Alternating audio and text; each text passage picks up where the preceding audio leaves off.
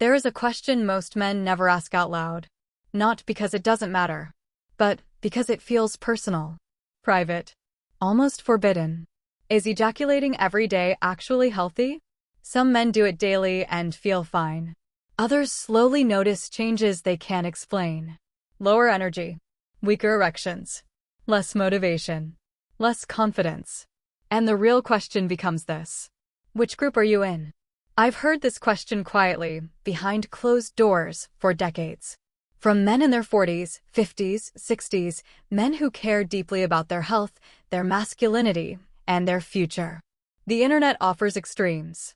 One side says you must do it daily. The other says it will drain your strength. Both are wrong. Because the truth isn't about frequency. It's about alignment with your body, your hormones, and your stage of life. And today, we're going to talk about it honestly. Ejaculation is not just a sexual moment. It's a full-body neurological event.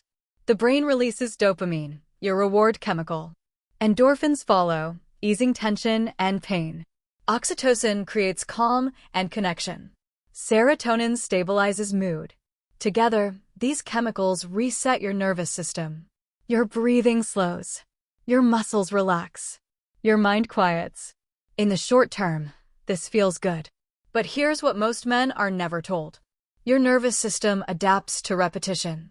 What helps occasionally can drain you when overused, especially after 45. The body doesn't judge. It simply responds to patterns. Used wisely, ejaculation can regulate stress. Cortisol, the stress hormone, drops. Anxiety eases. Mood improves. For men under pressure, this can feel like relief. But when ejaculation becomes your primary coping tool, the brain learns something dangerous. It learns to escape instead of process. Dopamine sensitivity dulls. Motivation outside of sex fades. Drive quietly declines. This isn't weakness. It's neuroscience. Balance matters more than release. Many men notice something after ejaculation. Sleepiness. This is prolactin at work, a hormone that promotes relaxation and drowsiness. For some men, this helps with falling asleep. But quality sleep isn't sedation. It's recovery. After 45, recovery requires deep sleep cycles, growth hormone release, and nervous system repair. If sexual stimulation becomes the only off switch your body knows, natural sleep rhythms weaken. Timing matters. Context matters. Recovery matters. Erections are not just about desire. They're about blood flow. Sexual arousal increases heart rate and widens blood vessels through nitric oxide signaling. This is why erectile health often reflects cardiovascular health. In moderation, sexual activity supports circulation. But overstimulation without recovery dulls responsiveness. Erections thrive on responsiveness, not repetition.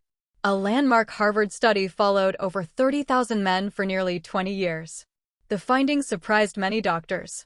Men who ejaculated 21 or more times per month had a lower risk of prostate cancer. Why? Regular emptying may reduce stagnation. Inflammation may decrease. Old cellular material is cleared. This doesn't mean ejaculation is a cure. But it does mean healthy sexual activity is not harmful to the prostate and may be protective. Context still matters. Sexual activity affects immunity more than most men realize. Orgasm temporarily increases immunoglobulin A, IgA. IgA is a frontline antibody that helps defend against viruses and bacteria. Combine that with lower stress and resilience improves. Sexual health is not separate from physical health. It is integrated. Here's the hard truth. There is a difference between choice and compulsion. Ask yourself honestly. Are you choosing this?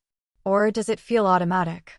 When ejaculation interferes with focus, productivity, or emotional presence, your body is sending feedback. And intelligent men listen to feedback. Sex can become an emotional shortcut. Stress, loneliness, boredom, anxiety.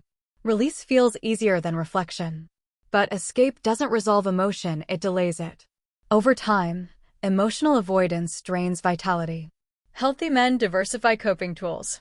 Movement, connection, purpose, reflection. Sex is part of the toolkit, not the entire toolbox. For men still considering fatherhood, frequency changes the equation.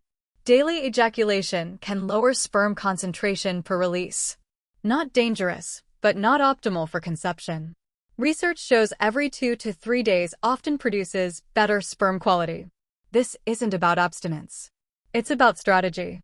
Overstimulation dulls pleasure. Repeated daily release can desensitize dopamine pathways. Men notice lower libido, less excitement, reduced pleasure. The fix isn't quitting, it's resetting. Spacing, slowing down, mindful intimacy. Desire returns when sensitivity is respected. How you practice alone trains your nervous system. Rushed habits train speed. Mindful habits train control.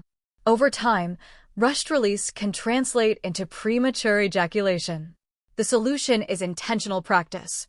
Breathing, edging, connection. Performance is trained, not accidental. Here's the truth. There are benefits. And there are drawbacks. What matters is how it affects you. Energy, focus, libido, confidence. Healthy sexuality isn't counted. It's felt. Some men want benefits without overdoing frequency. That's where optimization comes in. L-citrulline, found in watermelon extract, boosts nitric oxide naturally. It supports blood flow, erection quality, vascular health. Combine supplementation with movement, sleep, and stress control. The body works best when systems align. Here is the principle every man over 45 should live by. Healthy sexuality is about alignment, not numbers. Alignment with your body, your emotions, your energy, your long-term goals. Some men thrive daily. Others thrive with spacing. Both are right when awareness leads. Sexual health is personal, nuanced, integrated. Pay attention to your signals. Adjust intelligently. Respect recovery. If this helped you, engage with the channel. Share your thoughts. Stay curious. Because masculine vitality isn't about doing more.